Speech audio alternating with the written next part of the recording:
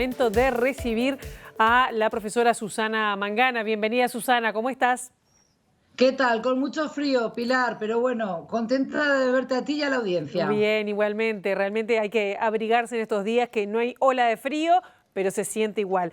Israel tenía previsto esta semana iniciar la anexión de territorios palestinos, de Cisjordania concretamente. Por el momento se ha demorado, pero ya ha generado una cantidad de posicionamientos que no son nuevos, pero bueno, la comunidad internacional, los países por su parte, se han expresado.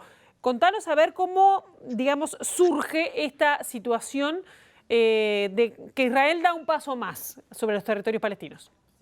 Efectivamente, como tú bien dices, y no es un comentario al pasar, es un paso más en un plan, en un proyecto que ya tiene desde hace mucho tiempo el primer ministro Benjamín Netanyahu de concretar la anexión del 30% de Cisjordania. Es decir, allí donde hay asentamientos de colonos judíos israelíes, que son más de 140, quiere llevar a cabo lo que es la soberanía de iure, porque de facto ya hay leyes que rigen para los colonos israelíes, no para los palestinos. En los hechos, Pilar, no cambia mucho el día a día la vida de los palestinos, que ya ven muy dividido su territorio, Cisjordania, porque recordemos que por los acuerdos de Oslo de 1993 ese territorio está dividido en zonas A, B y C. Por tanto, la autoridad palestina solo tiene control político-administrativo, es decir, sobre asuntos civiles, y el control con la policía palestina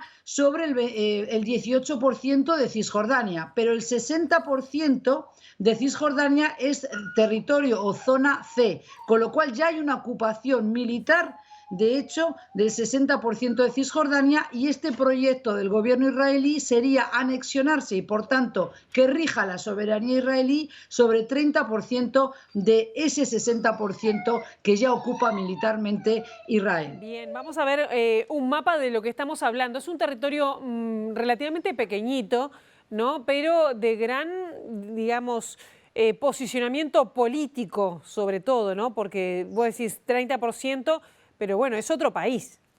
Sí, ahí en el mapa estamos viendo, es importante que los espectadores de Infocapital comprendan que en el color rojo lo que vemos es la zona A, es decir, el 18% del territorio de Cisjordania, que no es otra cosa que la ribera occidental del río Jordán, que divide Jordania a la derecha hacia el oriente y Cisjordania, la ribera occidental. Bueno, en rojo la autoridad palestina controla los asuntos civiles y también la policía, porque no existe evidentemente un ejército palestino, no se lo permitiría Israel jamás, pero ahí tenemos luego en color gris la zona B, que abarcaría el 21% de Cisjordania, y el 60% aproximadamente es el resto del territorio, la mayoría de ese territorio de la ribera occidental de lo que llamamos Cisjordania, y que recordemos que para la amplia mayoría de los países que componen la comunidad internacional es ilegal, por tanto, la anexión de ese territorio, porque entienden que es un territorio ocupado de facto por Israel, mientras que el gobierno israelí entiende que es un territorio disputado, que como nunca existió un estado llamado Cisjordania, tienen derecho a seguir apropiándose de tierras mediante incluso la expropiación ilegal de territorios palestinos, emitiendo también órdenes de demolición contra construcciones, viviendas también de palestinos, y esto limita mucho la libertad de movimientos de los ciudadanos palestinos. Por eso yo digo... Porque me gustaría preguntarle además el papel de Estados Unidos, porque esto entra dentro de un plan que fue planificado, pensado en febrero de este año de Estados Unidos para Oriente Medio, pero solo para la gente que puede no manejar esto, lo que ha intentado Israel con respecto a los colonos es hacer que gente israelí viva en esos territorios que serían, según el reparto del 67, originalmente palestinos. Correcto, es decir, por la Guerra de los 6 días de 1967 se ocupó ese territorio por parte del Estado de Israel y trasladó, es decir, envió colonos a residir en territorios palestinos. El derecho internacional así lo dice, y amplias resoluciones de Naciones Unidas y otros foros multilaterales que condenan la política de construcción sistemática de colonias israelíes. Por tanto, ¿Qué pasa con Estados Unidos? Correcto, Estados Unidos se está apresurando a llevar a cabo este proyecto de concretar la anexión del 30% de Cisjordania durante la administración Trump, que como sabemos está muy escorada, es decir, su política exterior para Oriente Medio es muy favorecedora para los intereses del Estado de Israel. Por tanto, como no se sabe quién va a ganar las próximas elecciones de noviembre presidenciales en Estados Unidos, Netanyahu se quiere apurar para que esto ocurra durante la administración y la presidencia de Donald Trump. Bien, ¿quiénes están apoyando internacionalmente esta situación en Israel, además de Estados Unidos? Porque de hecho iba a empezar esta semana y se postergó. Sí, correcto. El plan era a partir del 1 de julio, esto iba a comenzar, es decir, a partir de ayer, pero por razones varias, especialmente porque no han conseguido el aval de Estados Unidos todavía, que está calculando y sopesando cuál es la reacción, por ejemplo, de otros países en la Unión Europea, Alemania, Francia, pero también Michelle Bachelet, como alto comisionado de Naciones Unidas para los Derechos Humanos, ya se ha expresado que esta anexión sería ilegal y punto. Así lo calificó ella. Israel está muy solo en esta decisión porque la amplia mayoría de países en la comunidad internacional advierten de lo que serían las represalias, pero también las implicancias, porque realmente sienta un precedente muy difícil de revertir después, así se quiere hacer, Pilar. Claro, en el día a día van a hacer más controles para ir a trabajar para los palestinos.